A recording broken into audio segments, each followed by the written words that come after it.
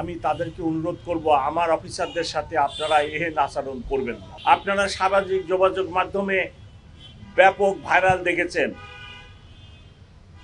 Police যখন কোনো একটি অরাজকতা ঠেকানোর প্রতিহতের চেষ্টা করছিল, তখন আমার অফিসারদের সাথে কি ধরনের ব্যবহার করা হয়েছে অত্যন্ত দুঃখজনক।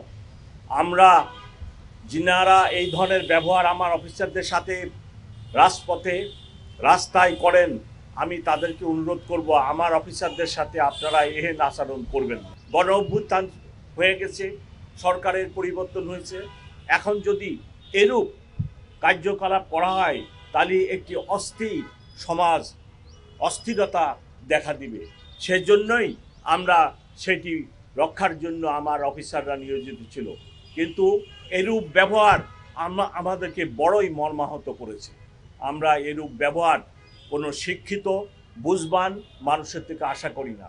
আরেকটি বিষয়, গতকালকে রাত্রে আমার একজন অফিসারকে ককটেল মেরে যেভাবে আহত করা হয়েছে, আপনারা প্লিজ এই নিউজ প্রকাশ করেন।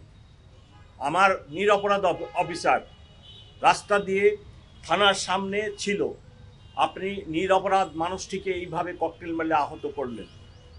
এতে আমার অফিসারদের মনোভাব নষ্ট হয় এবং পরিণতিতে আমরা সবাই ক্ষতিগ্রস্ত হব। যদি আমার অফিসারদের মনোবল ঠিক না থাকে, আপনারা দেখছেন 5ই আগস্টের পরে আমি নিজে রাত্রে দেখেছি 80 বছরের বৃদ্ধ লোককেও বাঁশের লাঠি নিয়ে মহল্লার মধ্যে মহল্লা পাহারা দিতে হচ্ছে। আমার অফিসারদের মনোবল যদি ভেঙে যায়, তাহলে আপনাদেরকে আবার এই নিজেদেরকে বাঁশের লাঠি নিয়ে বৃদ্ধ লোককেও রাস্তায় নেমে তার বাড়িঘর এর পাহারা দিতে হবে। সো যারা এই ধরনের দুর্বৃত্তায়নের কাজ করতেছেন, ককটেল মেরে আমার লোকের মনোবল ভাঙার জন্য চেষ্টা করতেছেন, প্লিজ তাদের কাছে আমার অনুরোধ, আপনারা এইরূপ কাজটি করবেন না। আসুন আমরা সবাই মিলে চেষ্টা করি নিরাপদ থাকার জন্য, ভালো থাকার জন্য।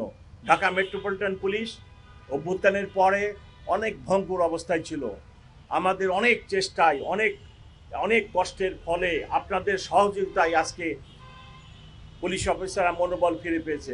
আর এই মনোবলকে ভাঙার চেষ্টা প্লিজ করবেন না, এটাই আপনাদের প্রতি আমার অনুরোধ।